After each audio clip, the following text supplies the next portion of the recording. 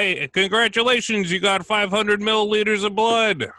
Hey everybody, welcome to Sex and the Cityets. My name is Kevin McCaffrey, and I'm here with your dad. Yeah, John, proud papa of 500 milliliters of blood daily. Yeah, baby, and I do mean yeah, baby, because now there's two babies. This is Mr. Don't Take a Week Off. Now, we recorded ahead of time to bank some episodes, but we're back at this pretty quick. How old is your baby, John? Your baby. My baby. Which baby? Yeah, I know. You have to. Baby. I know. Baby is, let's see, today is 5 days old? 6 days old? Yeah, 6 days. He was born on Sunday, so. Damn, dude. 10 p.m. Almost to Monday, but not quite. Got it in under the wire. How is it going? It's going okay. He's got a penis. And that's a whole thing. And you can't teach that. It's a mood, Kevin. I'll say a penis is a whole mood, for sure. I don't know if most of my mood for my entire life, but it's pretty significant in its thoughts and whims. Yeah. I think it has been a significant part of my whole mood. So that's cool. You got a new ding-dong in the family. We do. God, yeah, he's a handful. No, he's fine. Actually, he's the opposite of a handful. Most of the time, he sleeps 22 hours a day. Oh, hell yeah. But then when he doesn't sleep, it's like, okay, he's really not asleep. He's going ballistic. He makes those 2 hours count. Yeah.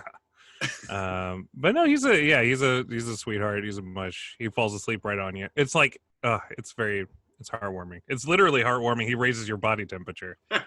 He's a hot boy daily.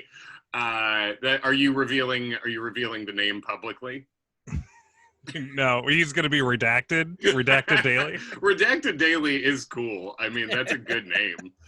Until he's 18, then he can put himself on the grid if he wants. But he is Sullivan Lee Daly. We're trying to go. Kristen really likes Van as a nickname for him, so we're calling him Van. Van Daly. I want to call him Jean-Claude Van Daly, so that's acceptable too. Okay, yeah, I like that, JCVD.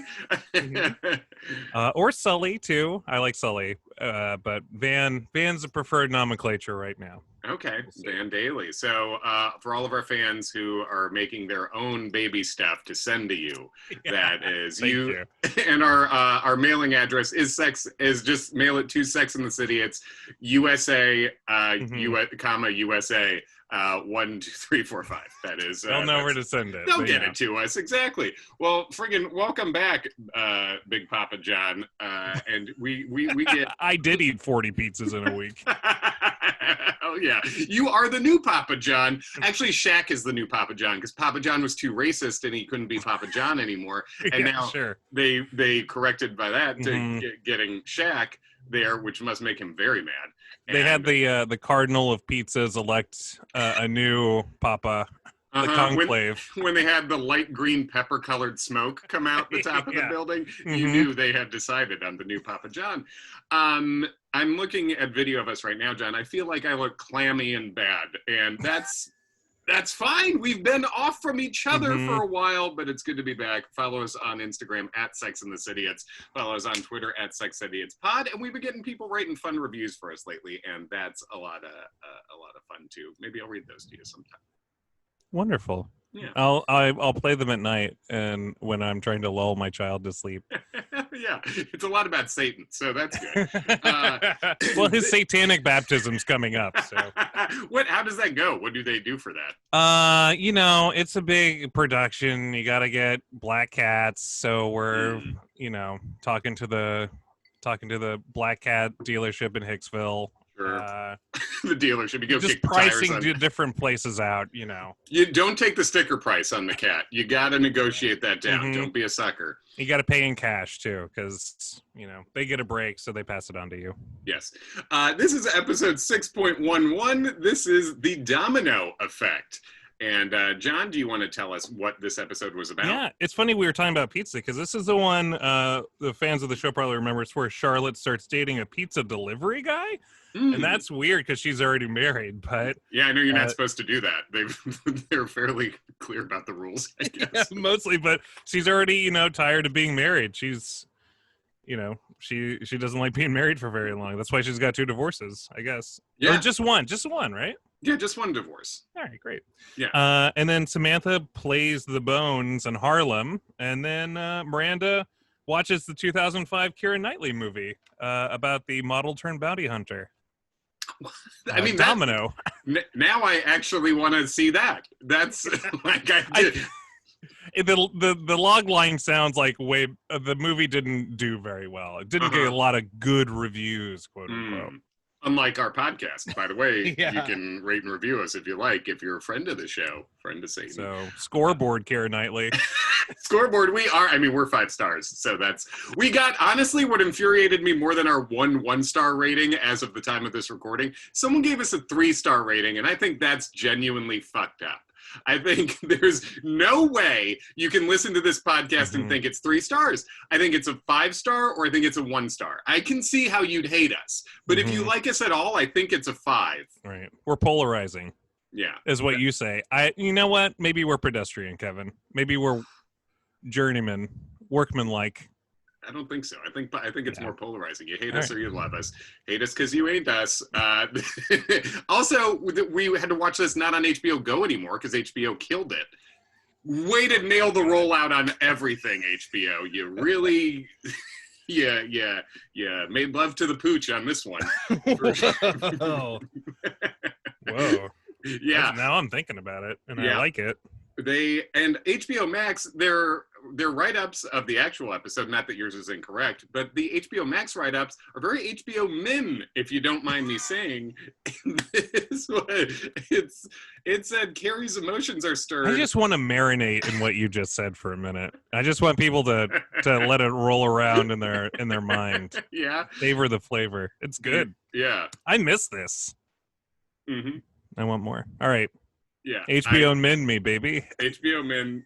Carrie's emotions are stirred by a visit from an open-hearted big, and that was it. That's all they wrote about it on the PlayStation version, which is what I was watching. Although it appears that there's the normal full write-up if you look it up on, say, a laptop, where it said Carrie's emotions are stirred by a visit from a more open-hearted big. You might have heard that somewhere before.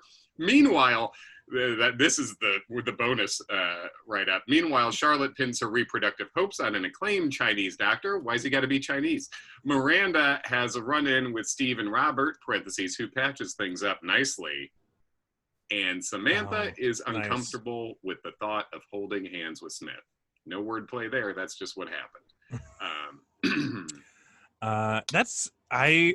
Why would they alter the description? I mean, are they trying to save space in the app or something? Will the app load quicker if there's slightly less episode detail in each episode? It's weird. I don't know. So I was kind of excited about that, from my whole HBO Max, HBO Min turn of phrase that you remember and love so much. I do. I love it. Put it on the merch. This episode was directed by David Frankel, written by Julie Rottenberg and Elisa Zaritsky, and it aired, on September 7th, 2003. And it had maybe the perfect Sex and the City rating, 6.69. Nice, my dude. 6.6. Mm-hmm. Almost, 6.7, really. Mm-hmm. Yeah, you could almost say that. Yep. So that is the actual write-up, and I believe that's all the business to do up top, John. That's crazy. Where does the time go, Kevin? Where does it? We haven't actually recorded it. We haven't missed a week in terms of releasing these because we're professionals, but we haven't actually recorded one of these in a long time together. I know. I probably have gained 15 pounds in the time that I've been away from this podcast. This podcast was the only thing keeping me trim, Kevin. Yes, it really helps if you're in a physical peak condition to talk for a full hour straight and drink. Oh, which, by the way, I guess that's the other piece of business, right? What am I having? Hey, excuse me, I'd like a glass of alcohol. Yes. What is soundboard? Mm-hmm. I'm back on my bullshit. I'm drinking Natter Days, baby. Every day is a Natter Day. Do we have permission from you and the Natter Day Corporation to post the shirtless pic on Instagram or no? I'll respect either choice. Well, we don't. I mean, I haven't consulted the good people at Natter Day headquarters, but Ooh. I'm gonna say fuck it. Fuck them Hell if they don't believe in my shirtless pic. Now I'm walking around shirtless a lot now in this house because I Right. got the skin on skin contact because I want the boy to know who he's dealing with, his dad. Know who the daddy is. I'm the daddy. Yeah. And it's kind of nice, but then the other kid likes pulling up my random chest hairs that I have, the few sparse. Yeah, you're not a hairy man, so Lark's really going hunting for those, and maybe she thinks she's helping. She's like, this shouldn't be here. No, yeah. Well, there's a lot of hair on our floor. That makes it sound like we live in a barber shop or something. But it's just, but there's like there'll be like a random hair. Like she's eating an apple. She just takes that. She's not even 2, but she's taking this apple and walking around with it all day and eating it, and that's great. And then she'll drop it and then pick it up and start eating it again, which probably a lot of doctors would tell you shouldn't do that. Don't do that, yeah. I don't know. But she's sturdy as an oak. She's fine. She's great. Yeah, but the thing is, sometimes there'll be like a hair on there and she's like... She's confused by a hairy apple. She doesn't like the hair. She doesn't like it. So she'll go to lengths to take it off. And I think, like you said, Kevin, she sees my perfectly hairless body except for these few errant hairs, and then she has to get to work. I understand. Yeah. Your body's like a hot dog that's been rolled across the floor of your room. It just picked up several hairs, and that's it. Lovely. Well, cool. So, John, I'm drinking tequila, and I have a Michelob Ultra waiting in the wings. If I finish that tequila, which I think I probably will. Michelob Ultra. Yeah. It's nice. Healthy. My body sucks now, dude. I don't know what I took like good 2 weeks off of working out, and I'm like fatigued. You took 2 weeks off of the podcast. That too, yes, I think so. And so I'm all untoned. I'm ghastly white. There's a lot of. Normally, the glow from the computer screen tans you, but yeah, exactly. Would it be crazy if I stepped away from the computer for 1 second? No, to you can do more beer. Yeah, it's for a good cause. Go ahead. I'll do the same thing.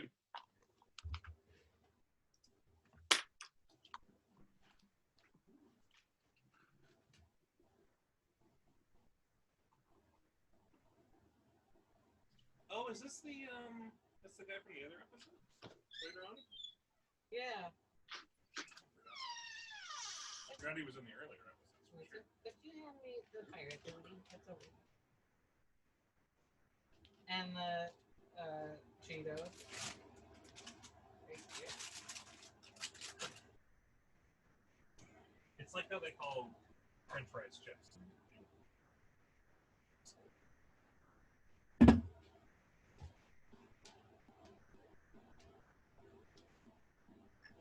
The new one, Mandor, is wearing like all the time. It's like, it's gonna be fun. Yeah. He's wearing like several full-length rugs. Exactly.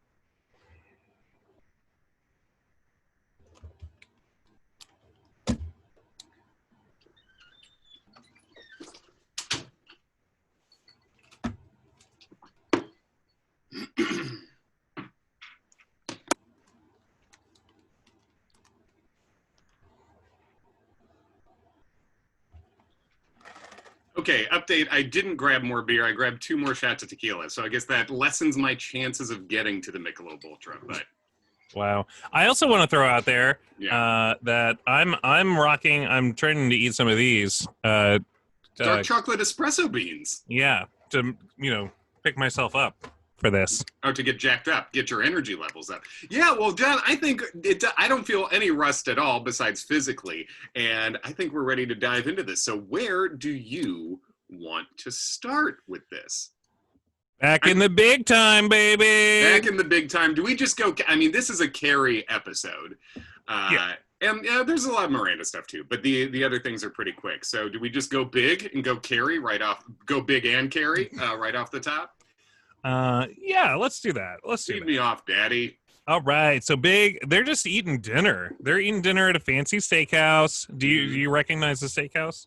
Oh no, but that's a good question. I kind of thought it was Keen's, but I always think something is Keen's Steakhouse. Okay. It's like the one fancy steakhouse I've been to, so I think everything is that. That's fun. Patsy's is another one that used to be right by our old stomping grounds of Letterman. they do have some crazy shit hanging from the ceiling in this one. It looks like it's sort of like a classy Cracker Barrel to me. Yeah, there are places like that. They're like, oh, this is very expensive and fancy, but it also looks like shit. That's like a vibe, you know? Yeah. So they're, chatting it up. Not a lot of lead up to this one. Sometimes it feels like when Carrie hooks up back with Big, there's like a lot of lead up and tension going to it. Mm-hmm. But this time it's just like, we're here. It's happening right now. I liked it. She had a good quote to lead off the episode where she's like, there's some New York nights that are monumental, historic, gigantic. Others are just big. And you know where you're going with that. That's quick writing. That's good. Gets you right. And you can tell because she's looking good, I'll say. She's looking good, and she's looking like she is down to party. And and so she stops for a second and like checks herself in the mirror, and it's like you can tell she's feeling herself, and she wants to look really good going into this night. And then of course we see it's because she's meeting up with Big. Man, I wonder what it's going to be like to try to look good again, because it's been a minute. You fucking did it, dude. You're wearing your single, taken, mentally dating Bunny McDougal shirt, and that looks good. Oh, man. I wore a fucking button-down, short-sleeve button-down to go to the doctor for Van. Went with Van, and, like, it was sort of sad how snug it was on the old bod. Popping those buttons? Yeah. Yeah, but I'll tell you what. Oh, go ahead. No, I was just gonna say, I feel I famously, when I got fat very fast, I then put on suit pants from when I was fit, and the button literally popped off the pants and shot across the room, and I had to do a reading at a church at a wedding, within the hour. So I got pins from a Walmart in Frankfort, Indiana. Or not Frankfort, Indiana, that's your place. Scottsburg, Indiana, excuse me. I'm like, damn, dude. I got pins from a Walmart. Why didn't you stop by and say hi? You were in Frankfurt and you didn't say hi. It was just, I was busy.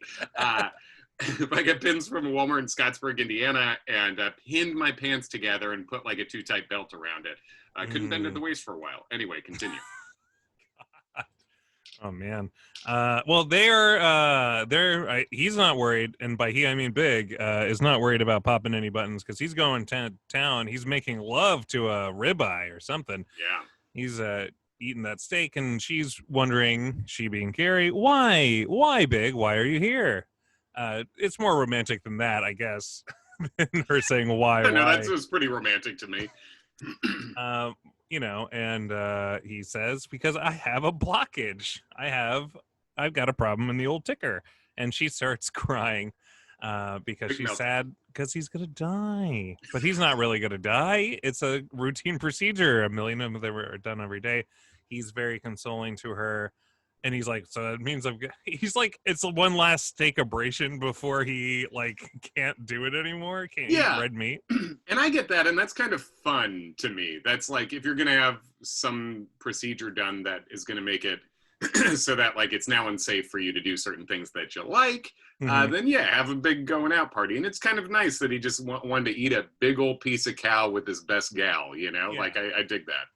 And along those lines, I'm surprised that they didn't, considering after the surgery, you're not allowed to do some strenuous physical activities or whatever, that he didn't try to sneak one of those in beforehand, right? Or did I miss that? No, right. To sneak a sex party in there, you're saying. Yeah. Yeah. That seems like that would be, I enjoy steak, but I think if I was going to... Wait, is there A1 sauce involved? In either one, the steak or the sex? In either scenario.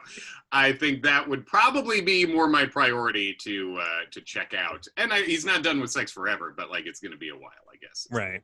And I imagine he's going to have steak again at some point too, but right. I mean, he doesn't strike me as a rule follower. Yeah. But yeah, I don't know. Have you had a medical scare like this? I mean, yeah, you want to treat it as your like last night on Earth because you are getting like sedated and your chest is being opened up and so forth. I've never had anything like that, to that level before. You're in perfect physical condition. You always have been, and those are like a couple of fun facts about you. My medical problems are like I had a bunch of concussions. I've had a couple of things taken out that people thought might be cancerous, but they weren't. One out of my face, one out of my shoulder. I had hernia surgery. That was like a go under situation. Okay. So that was, hernias are not, it's not life-threatening, shouldn't be, you know, but it's like, you know, it's weird when you're getting wheeled in and you're knocked out and then you just wake up and something's done. And then I would never allow them to put me completely under, Kevin. I can't. I've got too many enemies. I can't be vulnerable for that amount of time. It's a bold choice. I did have a heart thing I was told about last year where like apparently my heart just skips beats if I take a particularly deep breath. And the doctor was like, "Did you know about that?" And I was like, "No." And he was like, "All right, well, you know, it's probably not a big deal, but it could be this." So there was a bit of a to do. Had to go in and get, I had to think. So you know, don't breathe so hard. As long as I don't breathe, I'm okay. So yeah, but no, I've never had like going out of business sale on myself in this way. You know what I mean? Man, maybe we should do that sometime. You know, when the world gets back on track or whatever, it'd be like a fun, like, live like you're dying sort of deal. That's a great idea. Anyway, so yeah, she's crying a lot. Carrie's crying a lot, and like, you know, it's sad. And she confides into her friends that you know, she's crying a lot about him. Pretty much takes us to brunch, right? Because that's where she tells everybody. Yeah. Honestly, I mean, this is like a big Carrie episode, but I mean, then they're at brunch and they talk about it. Doesn't seem like a big deal there. I mean, everyone kind of tells her, "Why are you crying?" sort of thing, right? Yes, exactly. Because she finds herself getting more emotional than she expected every time she confronts this. And I think that the significance of that is she's confronted with how deeply she feels for this man, and for because she faces the idea of like, what if he wasn't around, you know?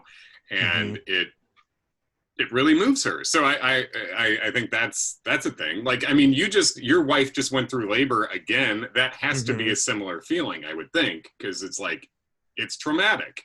You're watching the person you love go through something traumatic and like potentially dangerous. Yeah. There's like a lot of screaming and yelling and painful times, and then like they're sticking needles in the spine, and it's like, oh man, if they fuck this up, it could be bad. It could be bad. But yeah. So yeah, but they're not married or whatever, so they can't have feelings for each other. Is essentially right. That's not allowed.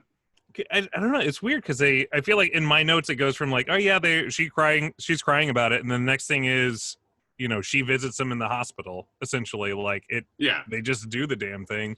Right. So maybe we can dip out of Carrie for a second and maybe do basically spin off a brunch, right? Where it's like they talk about winning. I mean, I guess some other stuff happens before brunch too. Yeah, let's back up. All right. Let's do like a Quentin Tarantino, different storylines interweaving sort of deal. Yeah. All right. So someone has broken into Miranda's apartment, Kevin. Yeah. Apparently, Dr. Robert breaks, enters, and cooks. These are three of his things that he does, and no one's really sweating it. And it's like, Miranda, does everyone you fuck break into your house? Because Steve has the keys to your place and just busts in later, much to his chagrin, ultimately.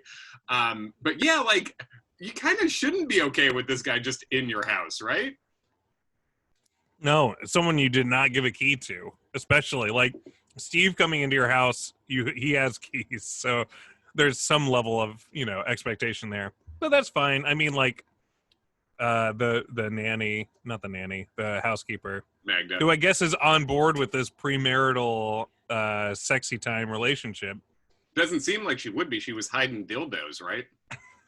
Yeah, exactly. But no, she lets the guy in, and he starts cooking. Of course, Mr. Perfect over here.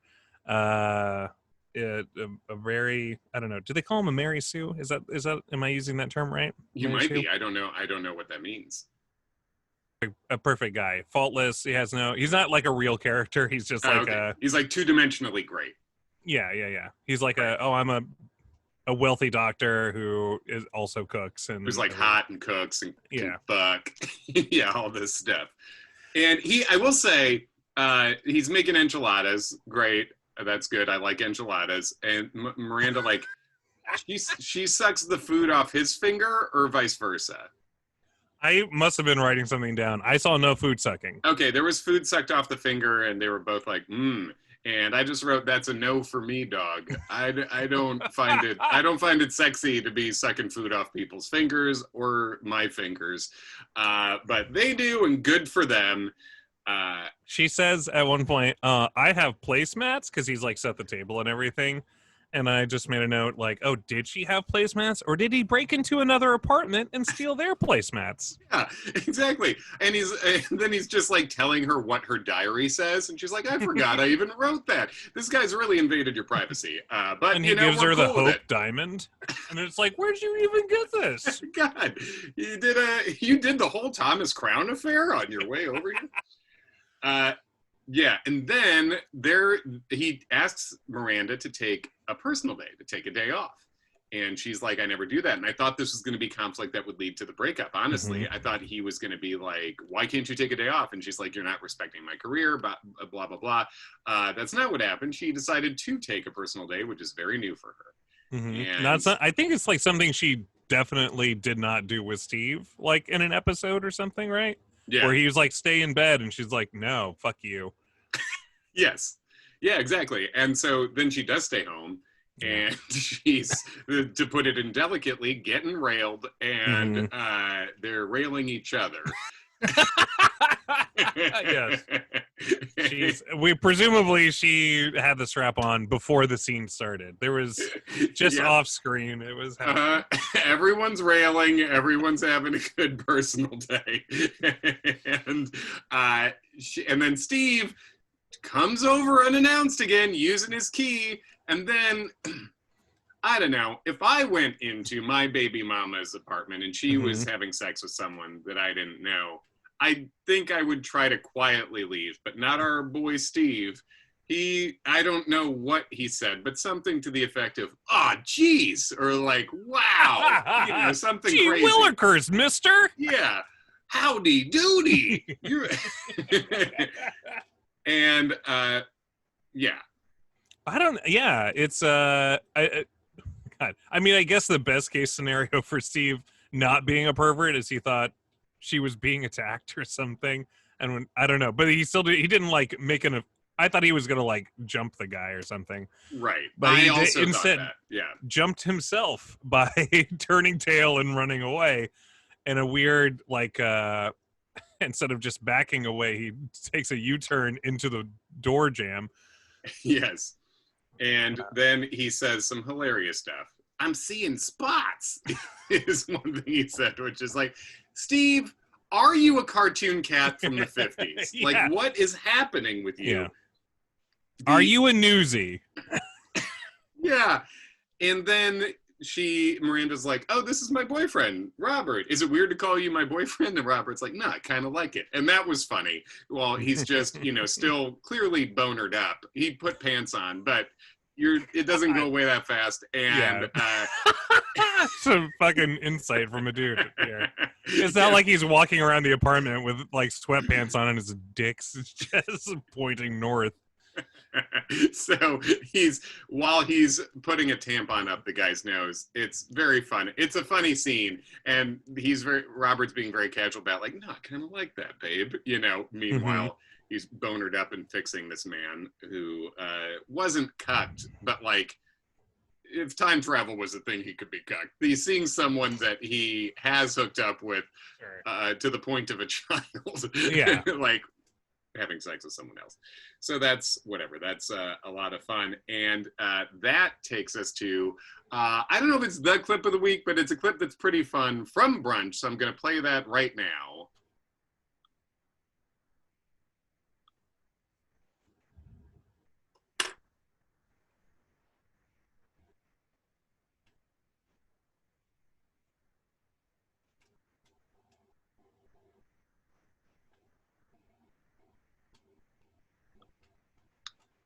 She's being fucked by a hot black doctor, and Steve had a tampon up his nose. Samantha really knows how to fucking put it together when you need to.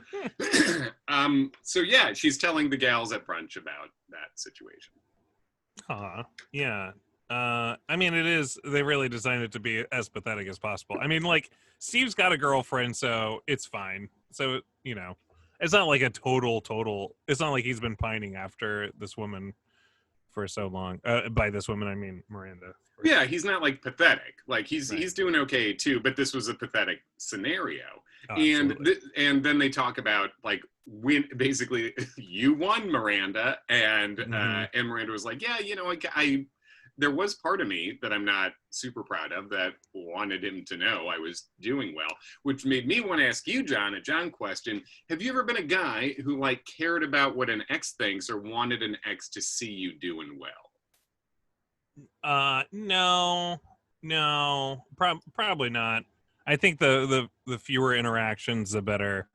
Like, I feel like if they're watching, they could do something dangerous. What would they do? No, I don't know. I mean, I don't have a car to key, so it's fine.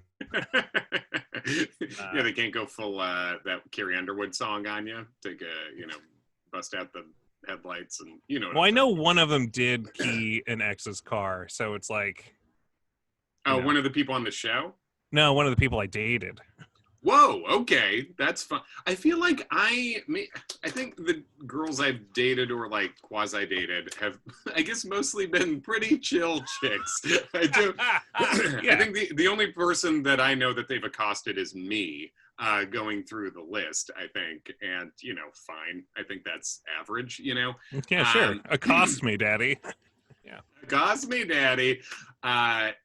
Yeah, I think this is a way that we're similar, where neither one of us is in a position is someone who's like, oh, I want her to know how much I'm killing it, and like what I like. It's just like I genuinely wish them well, and please and never see you again. Yeah, yeah. Good luck in your future endeavors. Yeah. I do also wonder, like, I imagine that as the closer you are to a breakup, the more that feeling is that you want to rub it in their face. I think you walked out on this. It's the same thing where, like, if you leave a job or whatever, or like, oh, you guys can't. This place is gonna fall apart without me, and then you leave and like it doesn't fall apart.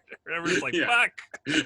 Yes, I definitely think that. I'm sure. I know in one instance, I definitely had a little more of that feeling like immediately after, but the half-life on that was very small. Yeah. Like, but there's a brief moment of like, oh fuck, you leave, you don't want this, everything this is. Oh, I'm gonna have a Sex in the City podcast. Don't worry about it. Yeah, but she's been split with Steve for so long. I mean, she has come a long way from like cowering under a bed whenever Steve brings his girlfriend around to fucking a guy in front of Steve. And then like getting off on how humiliated he is. Yeah. And then like setting up more and more elaborate stunts to make him feel bad. Like we haven't gotten there yet, but I assume that's where they're gonna go with it. Yeah, we can get there because basically they talk about what we just played at brunch, the winning the relationship aspect and stuff. She gets her boyfriend to offer, so they go meet up. Is this an arranged meeting or is this just a random meeting? I think this is a random meeting. Brady in the park at the playground, right? Yeah, and she's with Brady by herself, and then Steve and his GF Debbie, who is hot officially. You're doing the quotes. She's okay, right? But I'm saying like from a story standpoint, right? I don't think she's hotter as a woman than than Miranda's boyfriend, whose name they actually never say on the show, which is weird. Miranda's Dr. Robert. It's Robert something. Okay. Well, It sounds like a made-up thing to me. I just did? Yeah. But he's hot, too. Like, she doesn't look any more hot than How hot is he, John? He's pretty good. He's like good. An 8 or a 9. Well, maybe not a 9. Maybe like an 8. 7.5. I mean, he might be a 9. We're talking about... Yeah. If he's a doctor, okay, 9. For the Knicks? For the Knicks? We're going 9.5s now? Hey, he's not a doctor for the Spurs. That's a better team. Yeah, the Spurs were good a while ago, so that's pretty good, John. That's good sports knowledge. Damn it.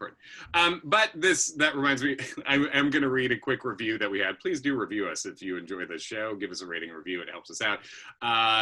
The title was Samantha is an anagram for Satan, and this was left by Satan Ham. This is the perfect podcast for anyone who loves SATC, Satan, and conspiracy theories about Big's literacy. Lots of fun, and there will only be a moderate amount of yelling at your phone when the idiots get things wrong about the show or forget details from previous episodes. And I think that is a fair and accurate review, and that's basically what we just did. Anyway. And it's so fun that people notice that whenever we get things wrong on purpose on the show, as like an Easter egg to our fans, that it's they an inside notice. joke with you guys who we love. And I love that SATC could also stand for Satan and the conspiracy theories. Oh! I should have a sound effect for that. I'm just going to hit a button randomly.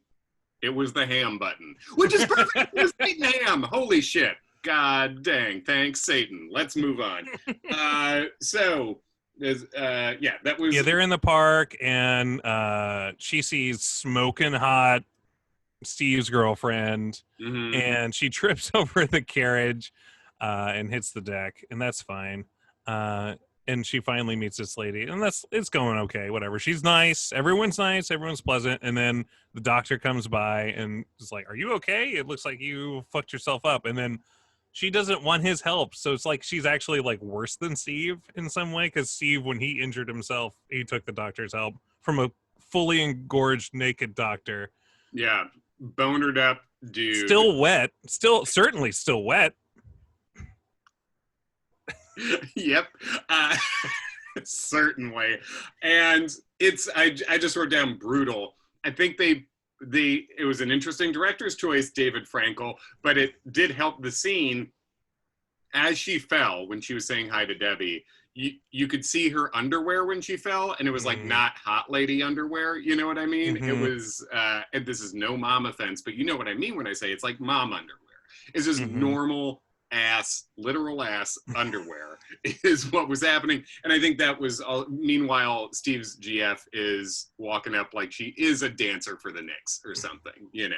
I kind of thought that there was going to be a thing where she knew the guy from the Knicks, but it was not. But they sort of like have a dick measuring contest here where like, oh, mine works for the Knicks and mine works at MasterCard or something, which is like, was that a brag or is that like sort of a...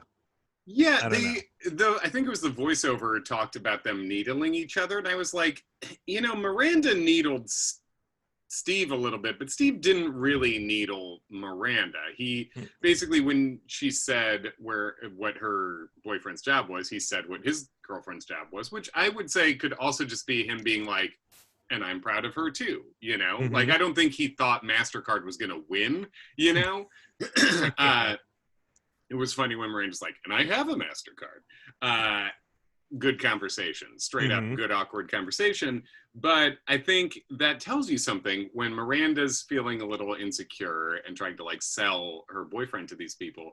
And Steve really doesn't want to do that, because I think he clearly still has they both have affection for each other, but I think Steve, you know, he doesn't want to make Miranda feel bad, actually. I think he would rather not feel bad, and that's why he's trying to say, like, no, I don't want to take courtside tickets from your boyfriend who fixed my nose with a tampon with a boner after he boned you. Like that, I think, you know? Yeah. While you were still dripping.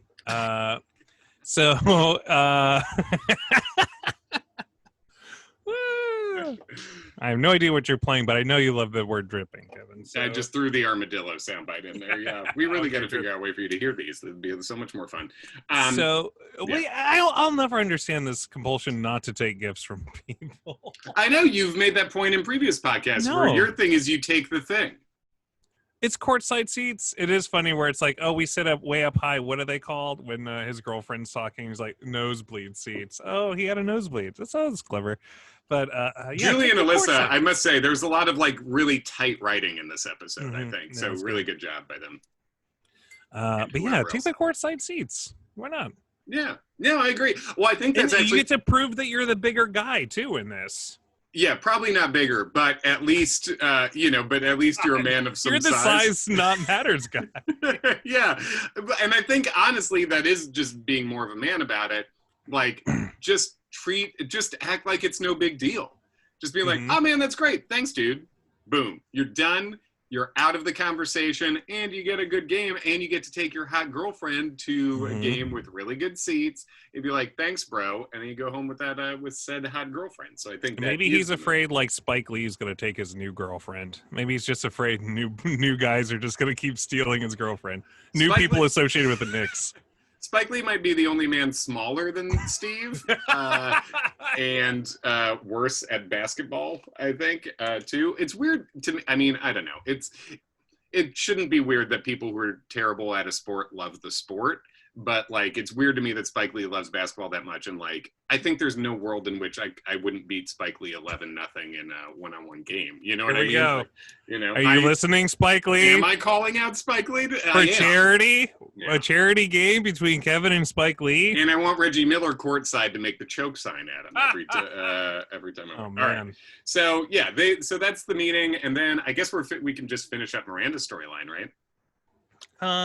There's one more little point for Miranda. Later on, Steve comes by to drop off Brady, which you will note he carried him the whole way. There was no stroller involved. He just like walked up to the door holding Brady, which I thought was funny. It's like, this is a big baby, dude. You're not gonna be carrying this fucking baby. Anyway, they have like a moment where he's like, listen about yesterday. But he decided he's about to tell her like, I guess I still love you or something, and then he chickens out, and then the good doctor comes by. Yeah, he didn't know Robert was there, so I think it's got to be awkward. It's got to be awkward. Yeah, I mean they're so tied together through this kid, and they have great affection for each other. They like each other a lot. Like, yeah, it's all very tricky, and I think they're handling it pretty maturely, pretty well. But it did seem like him seeing her with someone good sort of made him take stock of everything in a way that Big does with Carrie later, which we'll get to as well. But it's a moment of, what do I want my life to be, really? And it felt like, yeah, Steve was about to be like, Debbie's great, she's not you. I'm sure Robert's great, he's not me, you know? Like, as far as them to each other. And it did feel like they were on the verge of Steve being like, it's got to be us, you know? Right. Do you think if he said that she'd like be like, okay, good, I'll dump him immediately and go back to you? I don't know if immediately, but I bet she would within a couple of days. I think she'd have to like sit on it for a second and like think about it and like fuck Robert like 6 more times maybe. But like then, you know, I do think we've said this. These two seem like they have to end up together. Yeah, just like Charlotte and the Domino's guy, they're gonna end up together. We haven't gotten to that storyline yet, but that's going to come up. Charlotte and the Domino's guy? Yeah, for sure. This is, I believe, from the review I just read, where so scream at your phone when the idiots get something wrong. All right, so that's Miranda, right? That is Miranda, correct. Yes. So, do we, let's maybe knock out the small stories and then get back to Carrie and just go straight with Carrie. Does that make sense? So, small stories. Back to brunch. Bitsy Von Muffling is back, and she has a mufflin in the oven, is what she has. So, she... John's into it. So, she's pregnant with a gay man's baby, Nathan Lane's baby, and that's great. We're happy for all of them. She talks like a cartoon, I said, and she's 100 years old. She's 100 years old. She has a baby, which, by the way, it's if you're just rich in Manhattan, you can be having babies well into your 50s. This seems to be the case anecdotally. I know like a lot of people who just have babies old, no problem. And she's talking about this fertility wizard, Dr. Mao. And I don't know how, like, forget about like whatever medical complications are involved, but like, dude, it fucks up your body pretty bad. Like having being pregnant and then giving birth, like I know advanced maternal age is a thing, but like beyond that, like, man, your fucking feet, your body, your hips, your legs, your boobs, it changes you. It seems. does. It does. Yeah. But anyway, all right, enough. Bitsy, but if anyone can do it, it's Bitsy Von Muffley. Yes, and that leads to Charlotte going to see Dr. Mao, right? Mm-hmm. Yeah, and Dr. Mao, he's the best. He's an acupuncturist, which I was like, man, where are they putting these needles, right? I honestly thought, is Dr. Mao fucking these women? Is that Oh, how absolutely. Oh, absolutely. Right? I thought that was going to happen. Oh, I thought this was going to be a John Stamos on SVU situation where John just did a Say no more. We all remember that episode, Kevin. Damn. I'm a Law and Order mark. People who know me know this, and Stamos had an episode. Yes, I paused for the Kraken. Thank you. Yes, excuse me. Yeah, that's a fine soundbite for that. But yeah, John Stamos pregnated like 100 plus people or something, and then I think he blew up. They put a bomb in him or something. But Law and Order's great. But that's not what we're here to talk about. So they put a bomb in him. Ooh, the he police exploded. I know this for sure. It might have been like, yeah, whatever. We could DM us. We can talk about it. But Charlotte does the acupuncture thing. She goes in, and yeah, tell me about it, John. Boy, she goes in and she walks in. There's a lot of ladies in the waiting room, and there's like a pause. Like, is this a goo? Is this like a joke or something? I don't know. Like, oh, there are women filling out forms. But I guess all that means is like it's popular and it at least anecdotally works. And she fills out the paperwork. We get to see that. People are talking in the waiting room about like, oh, someone couldn't conceive forever, and now she's having her 4th child. She took the tea. Did you drink the tea? Did you have the herbs? All that fun stuff. And then she goes into the room and she's getting the needles done. And the doctor, man, I don't know if I don't know if this actor has been in stuff, but like he really has like 2 lines and he reads them just like nothing lines. It's like, just lay back and relax. And he leaves the room and turns up the audio. The audio is, I think, a treasure. It sounds like like the Electric Company, like the 80s kids educational TV show. Yeah. The music sounds like that to me. So if you want to hear that sound while you're getting needles stuck in your face, but she can't. He leaves the room and says, "Concentrate," and then she just hears the voices of people talking in her head. She can't concentrate. No, and I relate to that. This is partially why I'm a drunk, I think, is that I was an insomniac since I was a child. I have great trouble shutting down thoughts, no matter how tired I am. And that relates. John, I was sober 5 days this past week. Can you believe that? I don't. I'm not now, but yeah, it's like I very much relate to Charlotte here because I don't think I can get centered like that. I can't, like, acupuncture. When I do yoga, there's no like mind part of it for me. It's just like I'm stretching, I'm holding poses. That's it. I can't. I'm a bad meditator. I can't.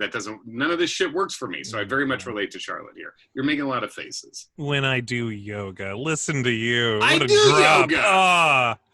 When I do my Pilates, when I do my Taibo, you are the perfect physical specimen, Kevin, getting to do all these wonderful activities. Not anymore. My body makes me think of this noise. I'm just eating fucking chocolate-covered espresso beans over here. That's my exercise. And you look great. I look, like I said, like a fucking ghost with a receding hairline. It's a bummer. But, hey. But she can't concentrate. And then she leaves, and she comes back another day, and needles in the face again. Have you ever done Eastern medicine at all? No, have you? I haven't either. I don't know.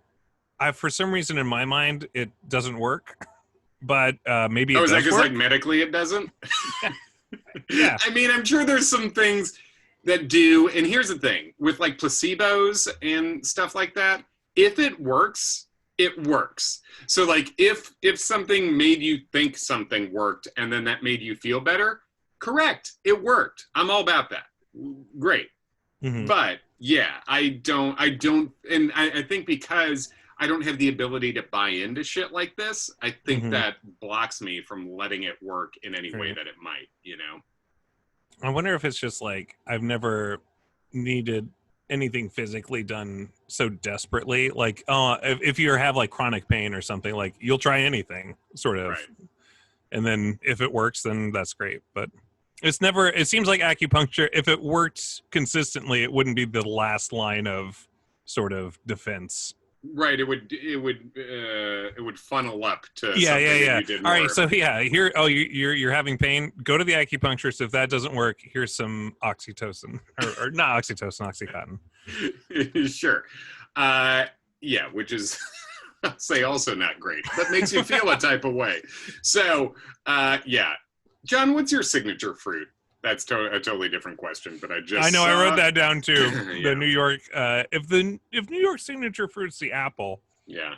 It isn't. It's just a nickname. That's not. I mean, I like apples, but Honeycrisp only, Daddy. Yeah. but- Evercrisp is good too. I don't know if you've had that. No. I think it's in the Honeycrisp families. Crisp is in Subscribe to there, our other podcast, Apples in the Citiettes. So anyway, Charlotte decides she can't block this out, and then she's like, "Fuck it!" And then she's on the street, and Bitsy von Muppling sees her again and is just talking a bunch of bullshit. And Charlotte's able to let it like roll off her shoulder. She just ignores it at that point. She doesn't cut her off. She's just like, "Fuck it! I'm gonna let her run out of gas, and then I'm gonna go about my life." Yeah. So I guess, yeah, it seems like Charlotte, the big thing she learned is how to zone out while people are talking, which is like, okay, welcome to the club, pal. Like, Yeah, really. I've been doing that my whole life. Seriously, what'd you say? Exactly. You know, that's how we do. Yeah. So I think that's Charlotte, right? Nothing else there. Yeah. One of the reasons she can't concentrate is New York noise. The doctor tells her to like, the city's never going to be quiet or whatever. I mean, that's is- true. Yeah, it's true. And That's the true. Cuban Liberation Front was outside making noise. Like, man, what a very specific group of people to be making noise. I know if this was happening now, we'd have we'd have more specific things to talk about that I think happen a lot more and are more applicable. Remember when Cuba's liberation was like a big issue? Mm-hmm. No. No, yeah, we weren't alive during the Bay of Pigs, so sure. Cool. So yeah, Charlotte's. I didn't even get. Is she giving up on this or what? Like, I think she's just like not going to be pressured by other people. Shit. Like who was pressuring her? I think. Well, I think largely herself, but I think it was her being like giving into like the fast scene of the New York riches that she was hanging out with. Everyone has a baby. If you don't have a baby, you're worthless. That kind of shit. So I think I think she's just gonna not sweat it and chill for a bit. And I don't know for sure, but like, you know, we've never seen That's definitely fine, but like, it wasn't even like Bitsy came over and was like, why aren't the four of you pregnant right now? No, but she couldn't shut up about her own shit. Bitsy, stop talking about your child. Yeah. We've had enough. Yeah. Well, and it wasn't just her talking about her own child. It was like the process, you got to do this, you know, like in that. So it was a little bit, I think, bringing Charlotte in that way. So Charlotte's just over it, which is great. All right, great. Good for her. Have it on your own terms, Charlotte. And Samantha hates holding hands. Let's do Samantha. So, well, first of all, Samantha comes back from her trip and... Jared Smith comes right. back. Excuse me. And then they have graphic sex in front of my mother-in-law and newborn child. Now this is a specific episode detail review that you're... Yeah. If you happened to be in my living room at the time, you would have noticed that there was a lot of clit talk and with my mother-in-law and 5-day-old child. So. Yep. And John, you were just doing one of these. You just missed Angie right out of there. Oh, yeah. It's Angie. So yeah, that's what they're doing at first, which is just seems. I mean, I get it. It's fun to look at. You know what it was? They were doing hand stuff. They're doing hand stuff, which hand stuff can be very effective. This is us doing a sex ed talk, but Sam's like, "Hey, welcome back. We're gonna play a game of Vagina Twister." where it's just going to be exceedingly specific and complicated directions. And you know what? If that works for you, fantastic. Mhm. That's great. Good. Yeah, that seems like what you do a few weeks in, not the first comeback, and I do mean comeback. Comeback, I think you probably fuck. I'm spitballing here, but yeah, it's been a while. yeah. So they're doing that, and then they go out for a walk, which is, I don't even know if they're going anywhere in particular, but he goes in for something pretty graphic with his hands. That's right. He's got to hold her hand. Yeah. And she falls into a hole. She recoils. She falls into a hole on top of a bunch of vegetables. It was a great classic Sam, like, embarrassing image that's really fun and funny. And she, like, stayed down there and delivered more lines than I thought she would from that position. But that's great. But yeah, the intimacy is what scares her. It just seems like every time, like 8 episodes ago, she was like, "Oh, he's gone. I miss him," or whatever. Like, I don't want to fuck someone else. I want to fuck him, or whatever. And now you just you're trying to tell me you've never held hands with a guy before? Like, that seems unlikely to me.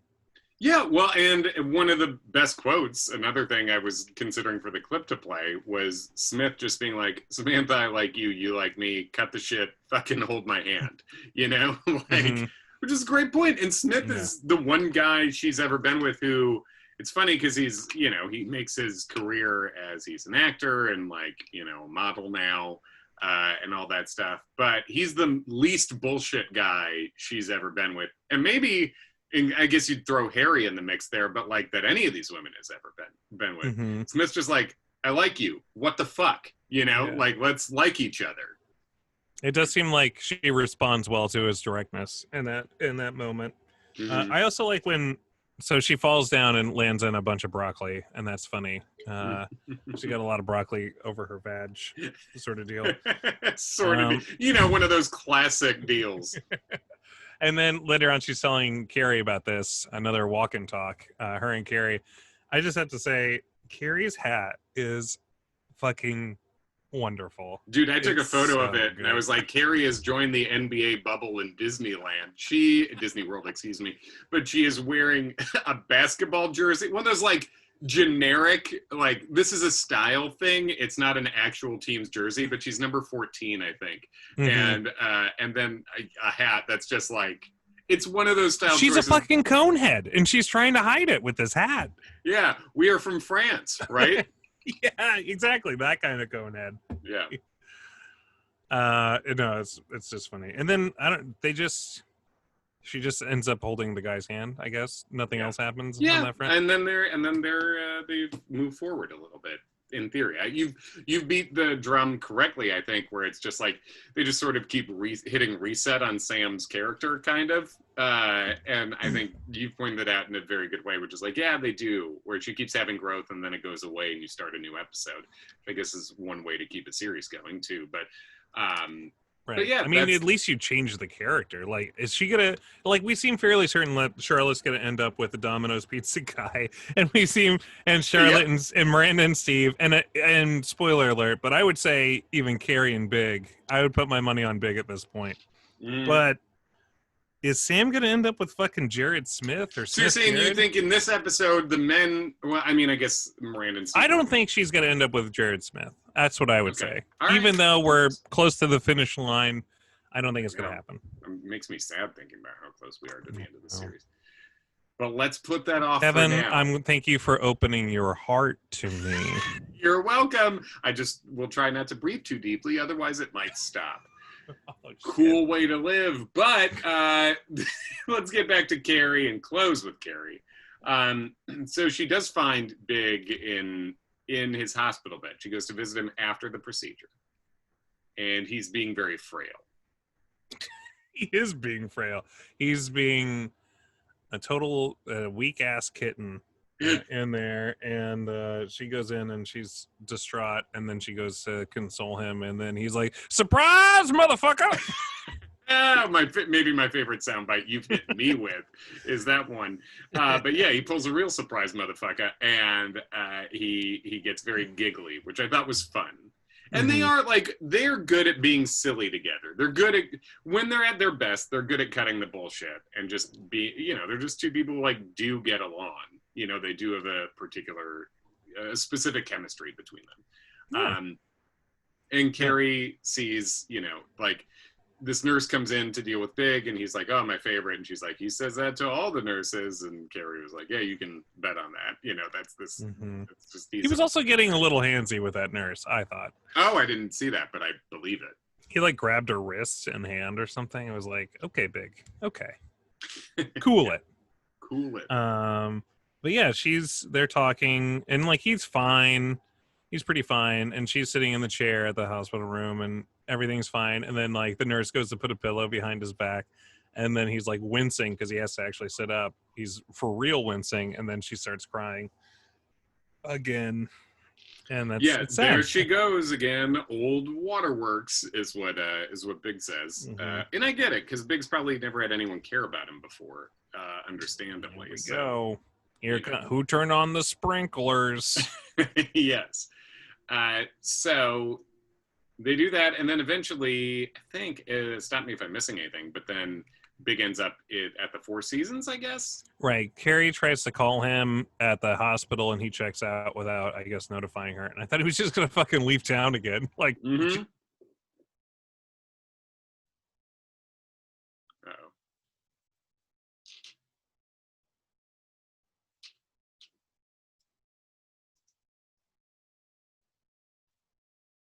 Kevin, you froze on me. You froze. Hold on. Okay. You said start with I thought he was going to leave town again when I tell you. I thought he was going to leave town again. Ready? Which is like, Jesus Christ, Big. No, now start.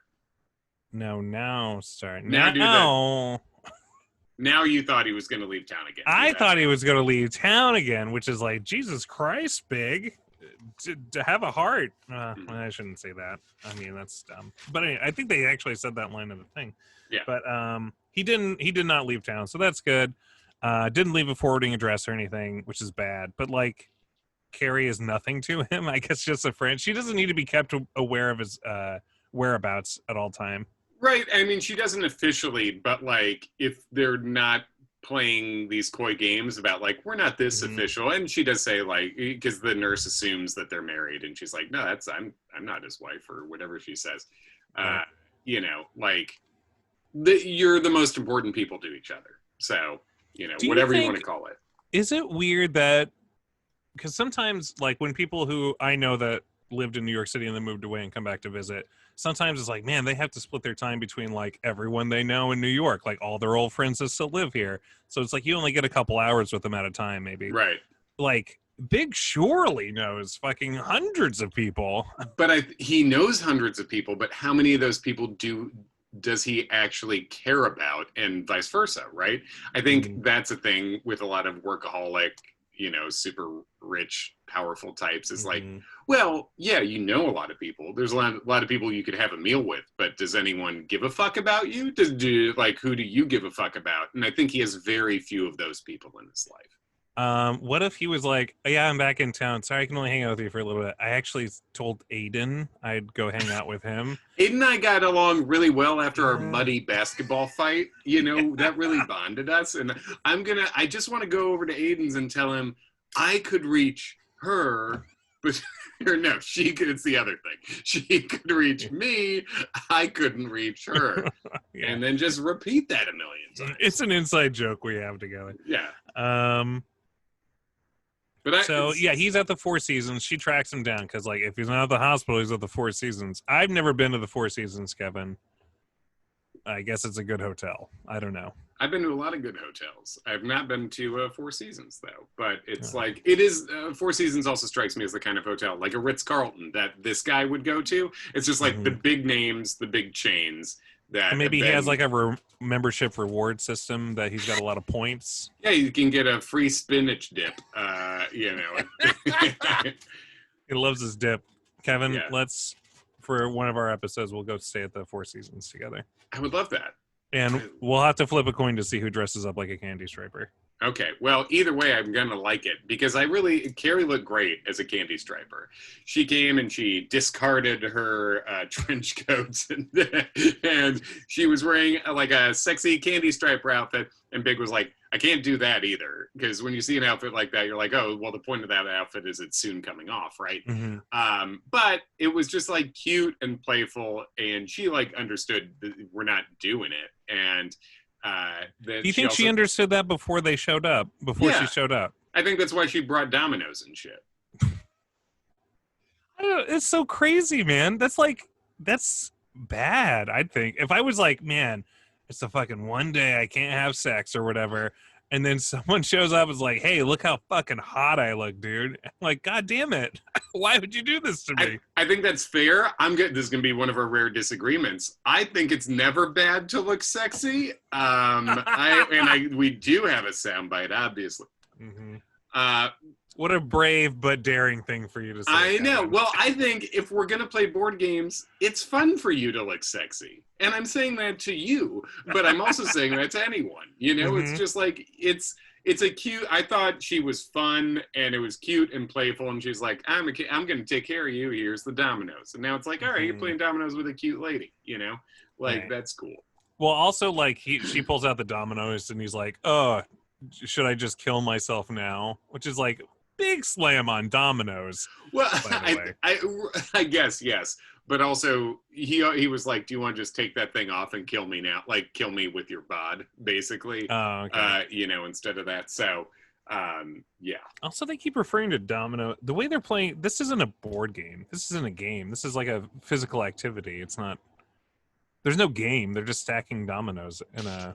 To do the knockover scene. Yeah, they're not playing. They're not. They're not playing dominoes. They're not playing how my Dominican friends play dominoes. Exactly. Yeah, this is a different. This is just like the knockover scene, which is it's a fun scene. It's a very fun. It is a fun scene. Yeah. But yeah, they're playing with their dominoes together, and she's looking very sexy, and I don't know. I guess he's got a boner the whole time because she's so hot. And then he starts knocking over the dominoes. Well, basically, he starts talking about their future. Yeah, that's right. He opens up, and then fucking Carrie dunks on him because he's like, hey, what is this? What it would be like if we were 70 at the retirement home together? And she's like, what, your next birthday? Which is fun. It's a fun burn. That's how they hang. Yeah, they needle each other. Yeah. And then he's like, but for real. And she's like, fuck you, pal. basically, like she's really cold. Well, she's like, I think she's taken aback because he's, this relationship's been there this whole time, and she doesn't want to get sucker punched here. I think she doesn't want to be like, yeah, okay, and then have him be like, just kidding, or like, I changed my mind once you said you were into it. So I think she's just a little game he's playing. I mean, kind of one day because I think she's she's rightfully hesitant. Like she's into him clearly. That's why she's here in this moment. Yeah, no, dude. I think this is. Honestly, if they don't end up together now, it's her fault, to me. Whoa. But John, did you watch the end of this episode? What happened? So they have he has a fever, and she's calling the doctor, being like, how, taking care of him. And after he says what you were just saying, the thing about like, who's this us in our 70s, he has his fever, he's being taken care of by her, and he's like, life is too short. And I think she says like, I don't know, and but there's true affection here, and they go to bed, her in her sexy candy striper outfit, him in his robe, all beat up and sick. And when they wake up, she goes to check his head with her hand, and he sort of turns away from it immediately, and his fever's broken, he's back to normal, but his normal is also like this kind of cold emotional thing.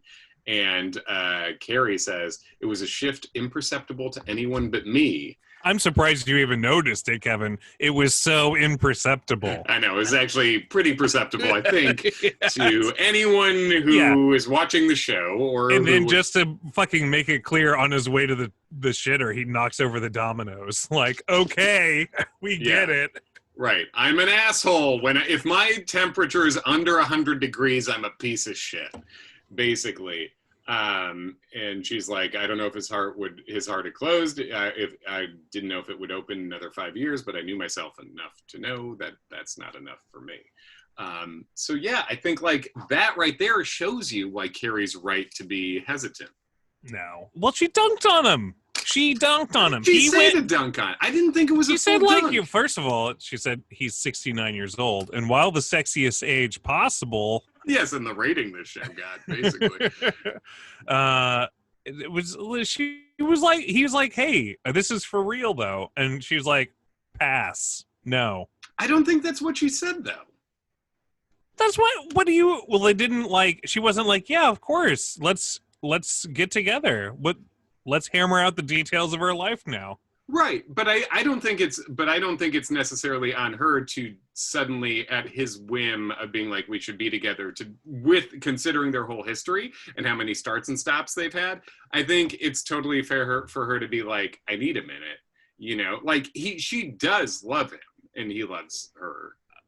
I didn't get the vibe of I need a minute. I'm receptive to the idea, but I need some time to think about it. That's fair. No, this is foolishness. You thought you felt like it was a hard no. I thought this was a pass on her part. Okay. That's what I thought. Yeah, no, that's fair. I like that. This is two different interpretations, and that's it's complex, baby. You know, it's I felt otherwise, but that doesn't mean either one of us is right. Doesn't mean either one of us is wrong. We're both right. There you go. We're both right. Yeah. It's impossible, Kevin. It's can't. Yeah, this is a zero-sum game. This podcast has winners and losers. God damn it! Yeah, I don't know. Well, she had a chance to lock it down, and in that moment, but he still would have woken up like this. I think. I don't think so. You don't think so? It's like if I said, "Kevin, I love you," and you're like, "Okay, cool," and then like we wake up next to each other, and you're like, "Let me check on you." Be like, get off me. I get that. I said I loved you. I said I wanted to be with you when I was 70. Yeah, no, yeah, what you're saying, that makes a lot of sense. I just felt like, I guess I saw their talk the night before differently. Because what you're saying does make a lot of sense. Like if I told someone I want to be with you forever and they were like, huh, and then they were like, can I help you? I'd be like, fuck no. So that, what you're saying, absolutely, that makes sense. I think I just saw the conversation the night before different. Okay. But yeah. Like in a different, wrong way. Yeah, I believe that. Go have another kid. Go have one. Yeah, don't tell me. I'll do it. I know you will. You've proven this time and again. Literally, time was Lark and again is Van. So yeah, but that's it, right? That's our episode. That's it. Yeah. The only thing I can't figure out, Kevin, is fucking why Steve is sitting in nosebleed seats to watch the Knicks when he won $500,000. $500,000 for sinking a half-court shot, shooting like a man who's trying to throw a grenade away from him that was just tossed to him in a panic. That's how Steve shoots a basketball. And yeah, but he sunk the shot and he's rich now. So yeah.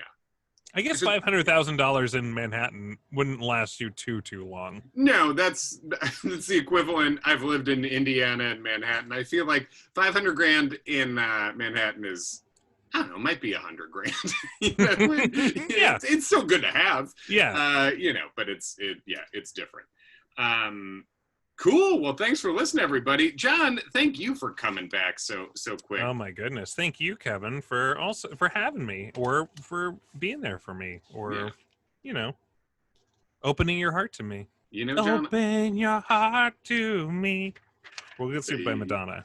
John, great. Please don't go into surgery. Don't put me through what Carrie went through. this time. You know, I believe in. I'm one of those guys that doesn't believe in medicine. Yeah. It's all acupuncture and praying to our Dark Lord. Well, keep getting poked right, and please follow us at Sex and the City. It's on Instagram, at Sex City It's Pod on Twitter. Give us a rating and a review. We're gonna, and on Instagram, I think I'm gonna read some of these to John and put them up on Insta, some of the reviews. So you can check them out there. But follow us those places at Sex and the City. It's on Insta, and rate, review us, and thanks for listening again. Anything else before we go, John? Poke me, Daddy. Poke me, Daddy!